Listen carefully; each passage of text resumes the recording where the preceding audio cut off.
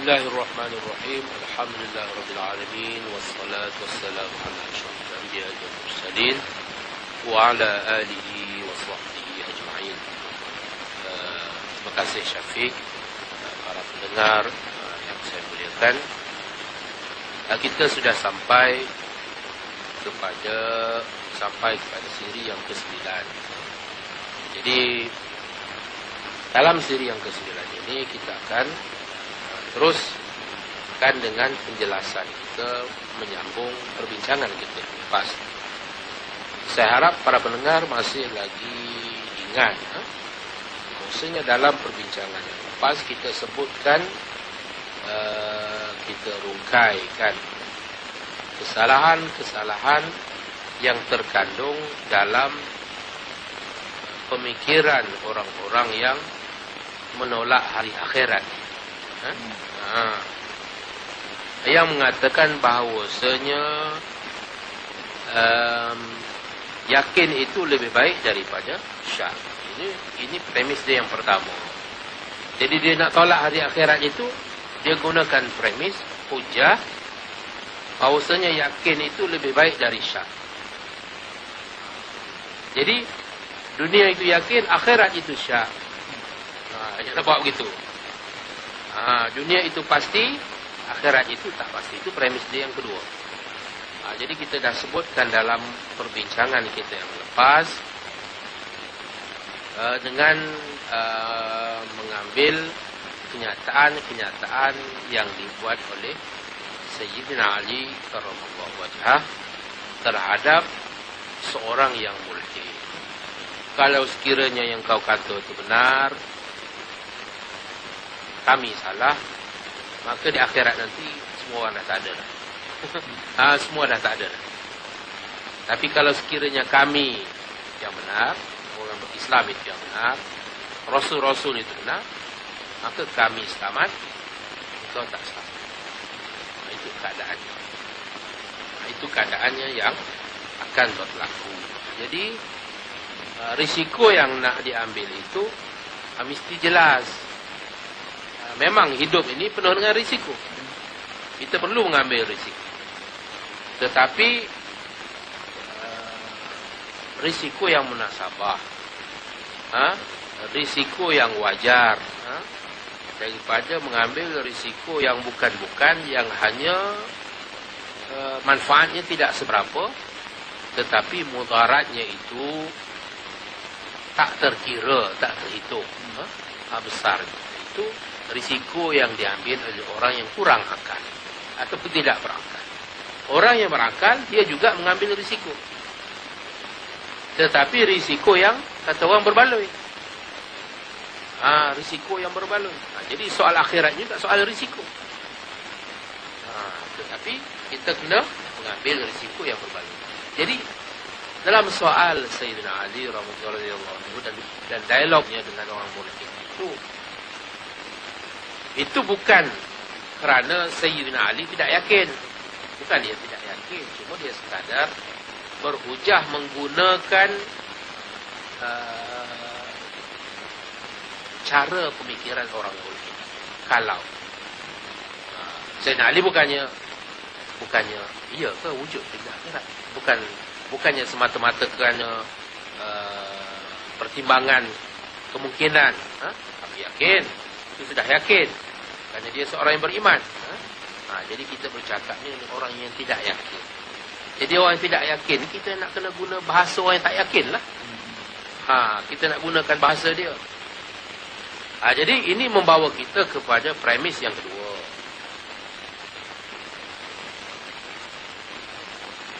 iaitu akhirat itu tidak pasti. Premis yang pertama kita dah tolak, yakin lebih baik daripada syak. Premis yang kedua, akhirat itu syak ataupun tidak pasti. 50-50.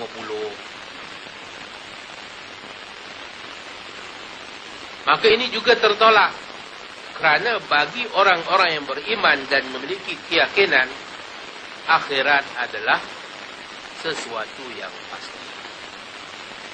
Maknanya yang kata tak pasti itu engkau. orang yang tidak beriman, orang yang ragu-ragu. Memanglah kau kata tidak pasti. Tapi bagi kami orang yang beriman, ia adalah sesuatu yang pasti. Jadi bukan kita pun macam dia juga main ragu-ragu 50-50 saja. Kita yakin akhirat itu ada. Akhirat itu ada. Jadi asas pada keyakinan itu, kata Imam Ghazali rahimahullah, ada dua asas keyakinan orang yang beriman terhadap hari akhirat. Apa dia? Yang pertama asasnya adalah iman dan tasdik. Kita sebut sebelum ini. Jadi iman dan tasdik secara bertaklid.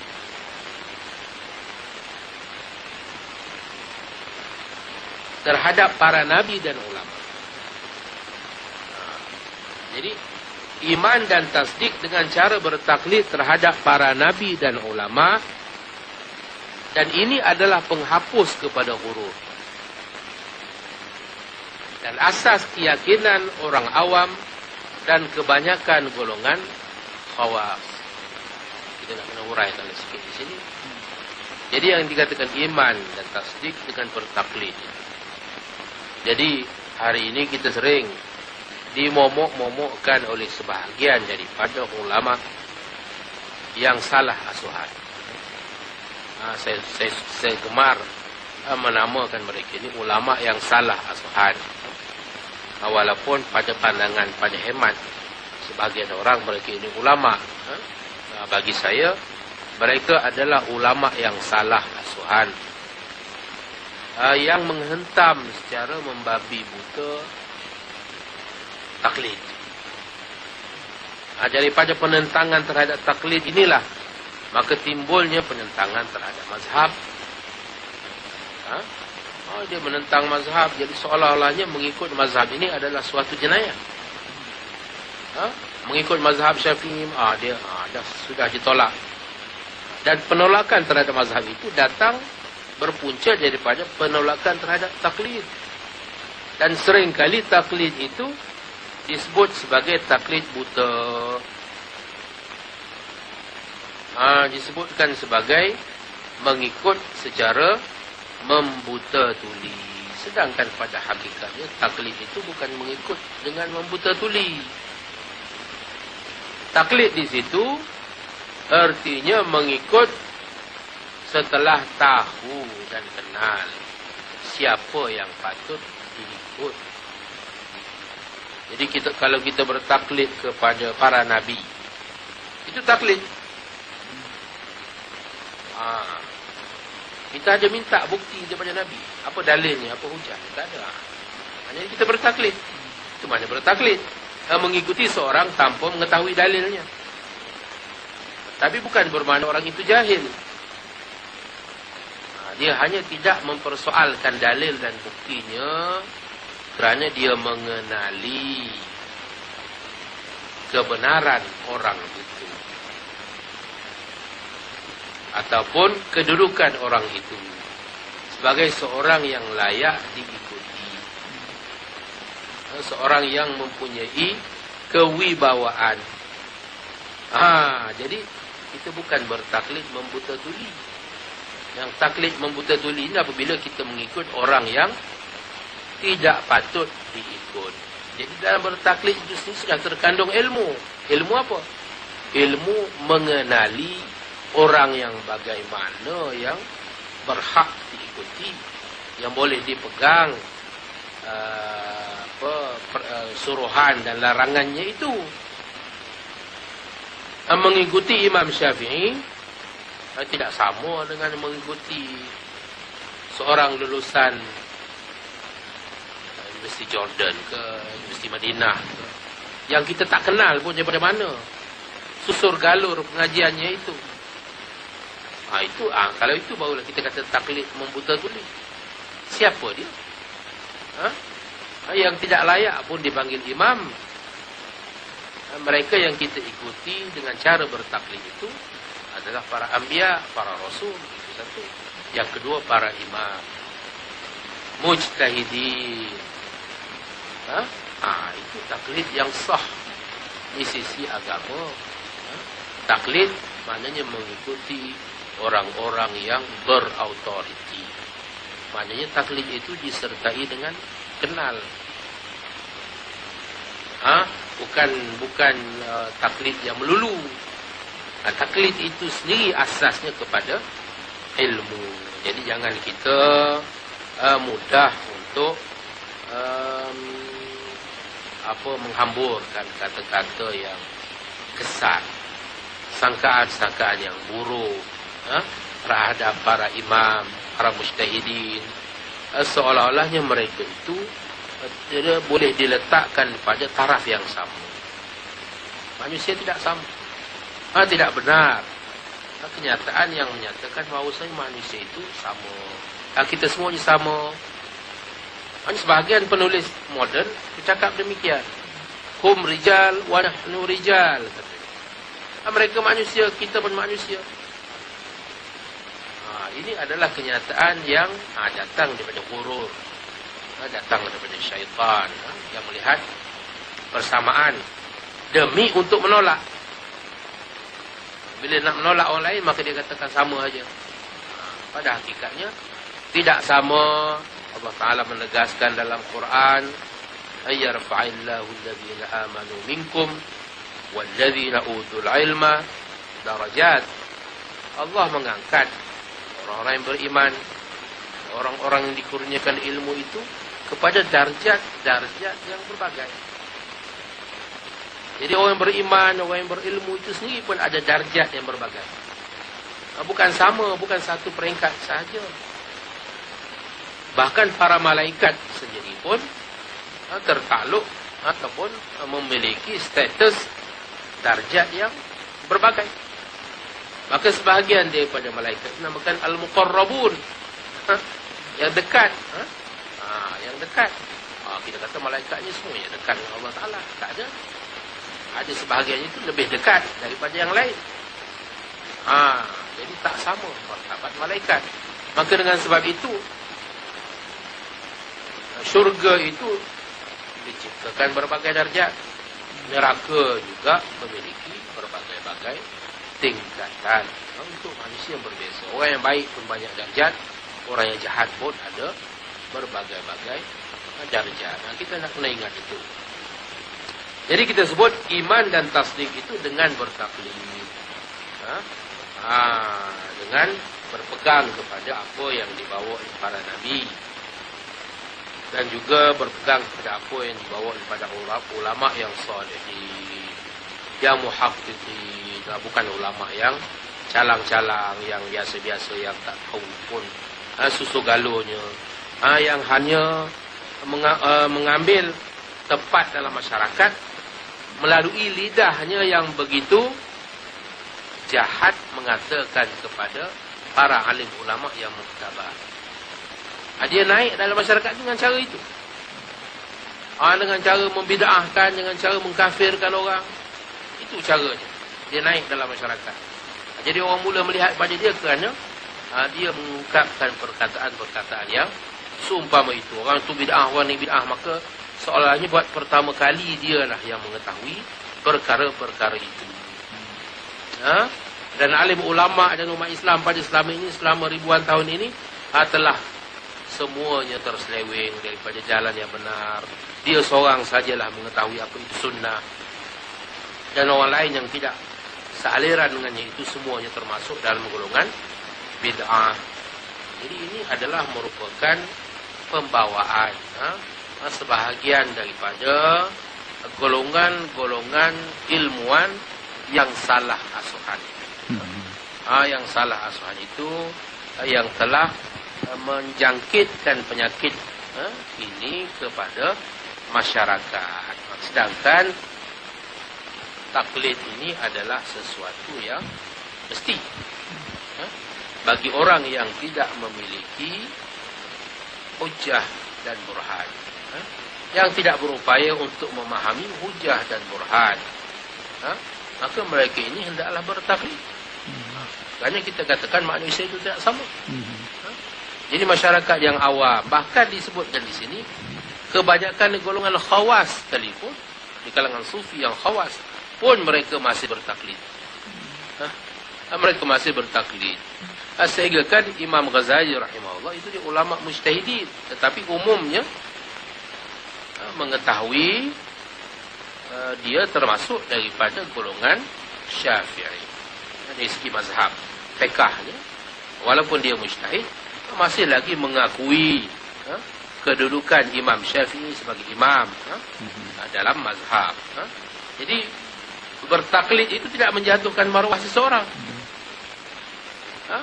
Tidak menjatuhkan maruah seseorang itu. Kerana taklid itu sendiri adalah berasaskan kepada pengetahuan yang tertentu.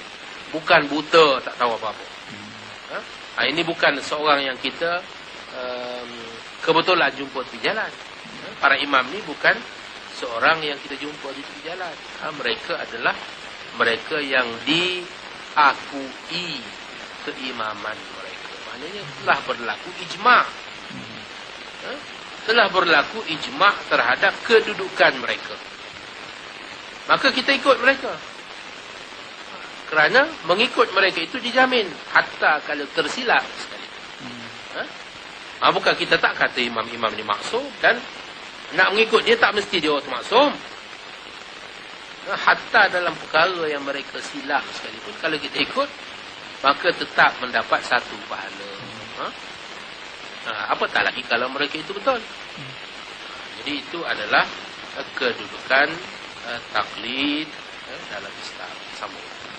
Jadi saya sebut tadi tentang taklid, saya buat sikap pandangan yang sudah terkeliru.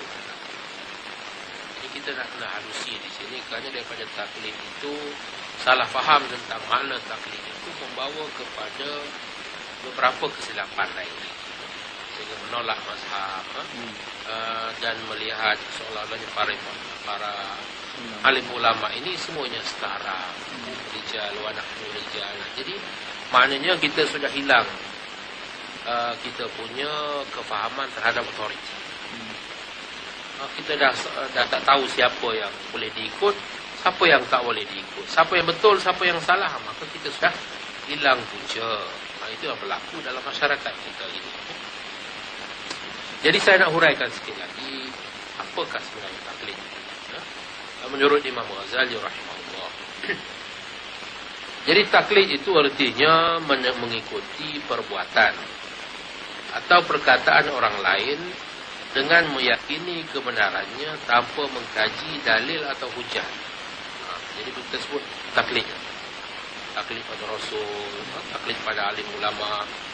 Jadi kita terima kataan seseorang, kita ikut perbuatannya. Kerana apa? Kerana kita yakin orang ini benar. Itu syarat dia. Kita yakin orang itu benar dan kita tak mengkaji dalil ataupun hujah. Jadi benda ni ada dalam kehidupan kita sendiri sehari-hari pun. Memang kita bertaklid. Contoh dia kata Imam Ghazali, bandingannya adalah seorang yang sakit dan dia tidak mengetahui penawar kepada penyakitnya. Sakit, pergi hospital. Pergi hospital jumpa doktor. Para doktor dan pakar perubatan telah bersepakat bahawa ubatnya itu adalah tumbuhan yang tertentu, herba yang tertentu. Maka si pesakit segera mempercayai mereka tanpa terlebih dahulu menuntut diberikan bukti-bukti perubatan. Ada tak kita pergi di hospital, jumpa doktor pakar cakap ini yang sakit awak, ini ubatnya. Kita pun persoalkan doktor. Doktor dulu belajar kat mana? Macam mana doktor tahu ubat ni? Siapa yang dah mengesah? Kita nak tanya satu-satu. Saya rasa kalau saya jadi doktor, saya halau untuk keluar. Betul tak? Dan orang sakit ni, sakit yang waras, dia masih waras, tak sekira lah sakit mental tu. Sakit yang waras, dia pergi ke hospital, Dia pergi itu dengan taklid. Itulah taklid yang kita maksudkan ni. Bukan kita pergi membetul-tuli cari tok dukun tepi jalan. Pergi dekat lorong-lorong gelap, ada orang jual obat. Kita beli obat di situ. Itulah yang katakan taklid yang membetul-tuli. Yang ini kita memang dah pergi pada pakar. Dan kita tahu dia pakar. Kenapa? Kerana berdasarkan qarinah. Takkan orang lain semua kata dia pakar. Doktor kat sini semua kata dia pakar. Ni hospital ni kita tahu hospital pakar. Takkan orang sekolah dari Jahanam kerja sebagai pakar bedah otak kat sini. Kan? Jadi itu maknanya kita ada alasan-alasan untuk kita mempercayai bahawasanya orang ini adalah pakar. Dan kata-katanya tentang perubatan mesti boleh diterima. Begitu. Walaupun itu tidak menunjukkan bahawasanya pakar tidak mungkin buat salah. Itu pun kita tahu kan. Kita tahu bahawasanya pakar juga mungkin tersilap. Pakar yang paling hebat dalam dunia pun mungkin ada buat kesilapan. Tapi baiklah kita mengikut seorang pakar walaupun dia mungkin silap daripada orang yang garanti bukan pakar. Orang yang garanti bukan pakar mungkin daripada 10 yang dia cakap 9 silap. Tapi seorang yang pakar 10 dia cakap 9 betul, mungkin 1 silap. Jadi kemungkinan untuk selamat itu lebih besar. Jadi kita tidak menuntut bukti daripada pakar-pakar perubatan. Bahkan sakit itu mempercayai sepenuhnya pandangan mereka itu dan mengamalkannya. Sekiranya masih ada seorang kebanyakan atau seorang yang dungu menafikan kebenaran mereka dalam soal itu, sedangkan dia mengetahui secara tawatur dan melalui pertimbangan keadaan bahawa mereka itu lebih ramai jumlah, lebih tinggi kemuliaannya, dan lebih mengetahui darinya tentang ilmu perubatan, bahkan orang itu langsung tiada ilmu tentangnya, maka dia mengetahui kebohongan orang itu dengan kenyataan mereka, yakni para doktor, dan bukan kebohongan mereka dengan kenyataannya. Jadi kalau ada orang biasa mencabar pandangan doktor, kita pergi jumpa doktor pakar menjelaskan ini sakit kita, ini obatnya. Balik kat kampung, ada satu pakcik yang berlembu mempersoalkan obat yang doktor beri, mempersoalkan diagnosis yang dibuat oleh doktor. Siapa kita nak pakai? Pakcik yang berlembu tu ke pandangan doktor? Sedangkan pandangan doktor ini adalah pandangan yang diakui oleh doktor-doktor yang lain juga.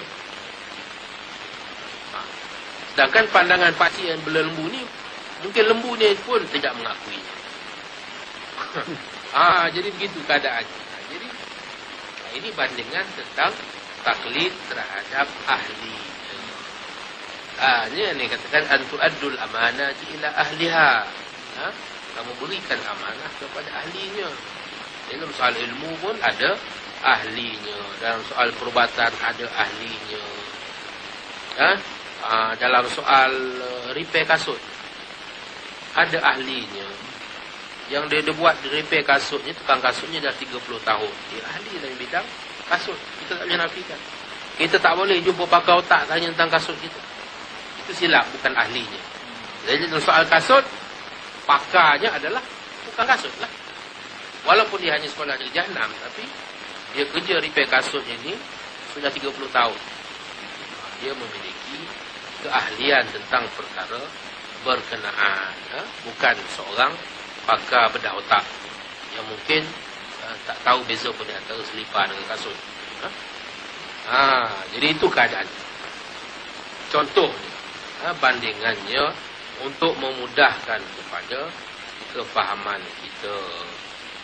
Jadi dia tidak akan sekali-kali tertipu perihal keilmuan mereka itu dengan sebabnya.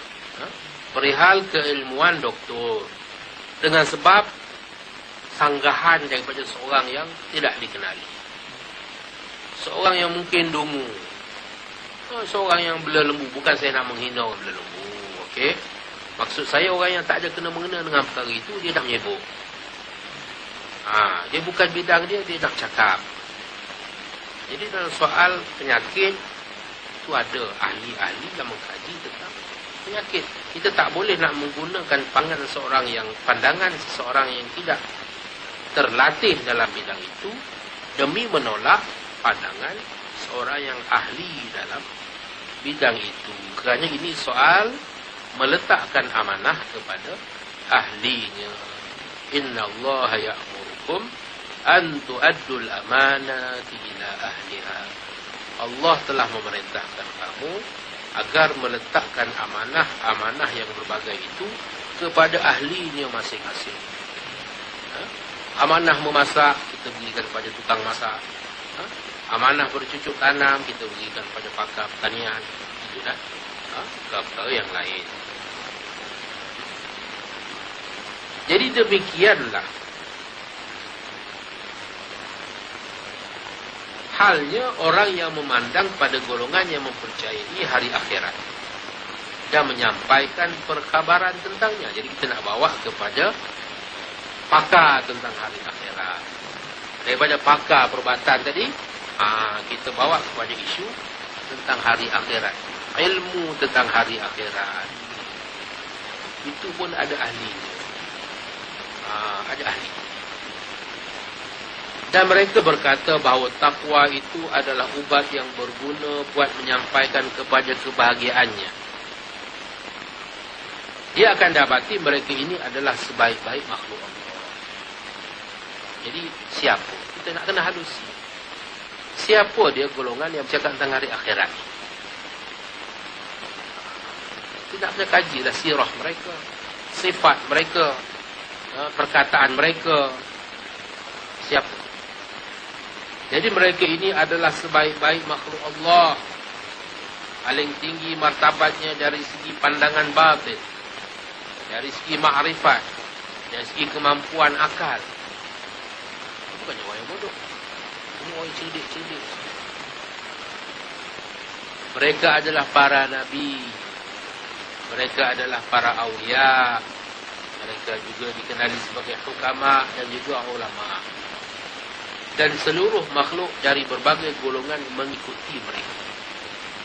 Jadi bukannya orang yang tidak dikenali.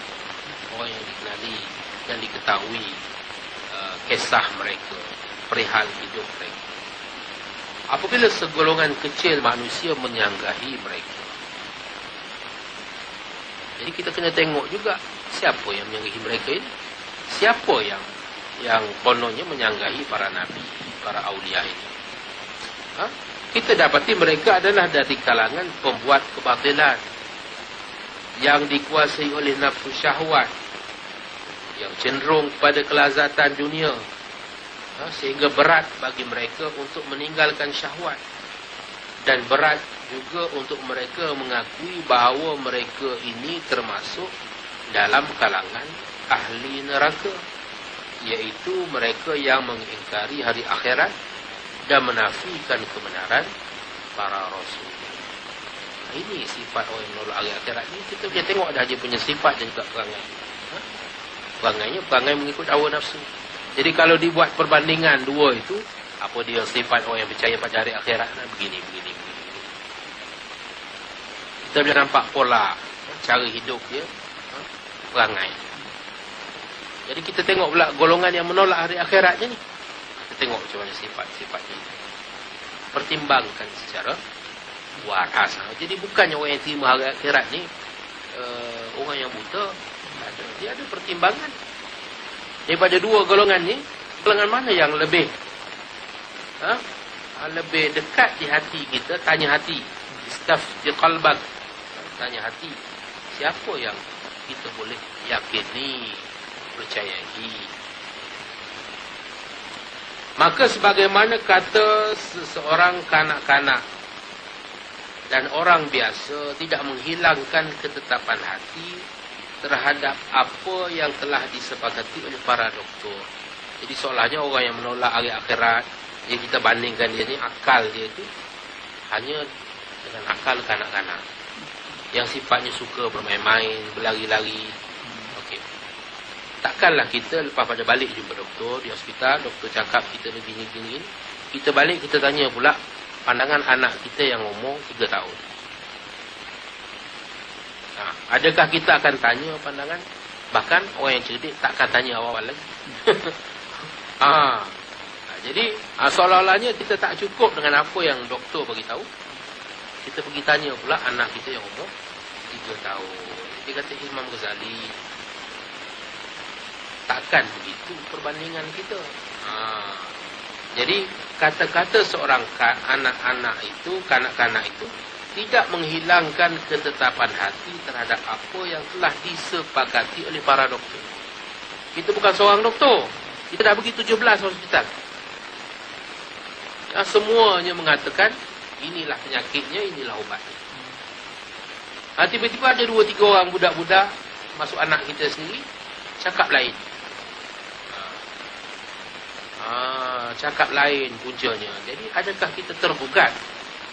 Jadi orang yang berakal tidak akan tergugat. Kata Imam Ghazali rahimahullah.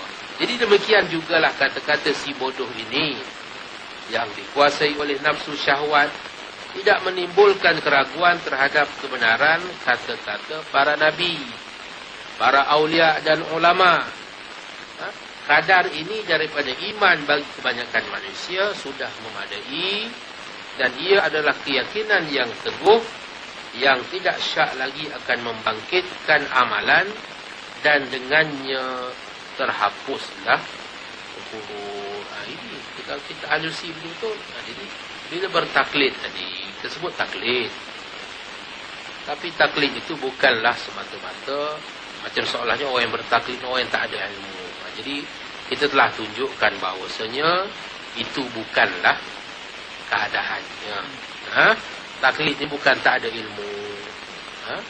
Taklid ni maknanya orang yang kenal siapa yang berilmu dan yang kenal siapa yang tidak berilmu. Itu orang yang taklid yang betul. Nanti kita akan huraikan lebih lanjut. Taklid yang bagaimana yang tak boleh itu. Jadi orang yang bertaklid bukannya dia tak ada ilmu. Dia ada ilmu. Dia ada ilmu tentang apa? Paling kurang dia tahu diri dia siapa. Dia tahu diri dia siapa. Dia tahu Imam Syafi'i siapa. Dia tahu Imam Ghazali siapa. Dia tahu Imam Hanafi, Maliki. Dia kenal siapa mereka itu sebagai orang yang layak diikut. Dan dia tahu diri dia siapa. Orang yang tak nak bertaklid ni, pertama dia tak kenal diri dia siapa. Dia ingat dia reti. Dia ingat dia pandai. Lepas tu, dia ingat Imam Syafi'i, Maliki dan Hambali ni sama macam dia. Macam kawan-kawan dia.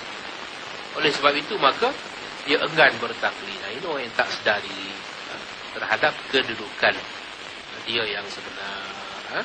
Ini orang yang perasan. Ini adalah orang yang gurur, tertimpa gurur. Jadi jawapan pada gurur salah satu adalah dengan bertaklid kepada ahli-ahlinya. Jadi kita akan sambung pada perbincangan yang akan datang. Persoalan taklid ni pun masih ada lagi perkara-perkara yang kita mesti huraikan. InsyaAllah kita jumpa dalam pertemuan yang akan datang.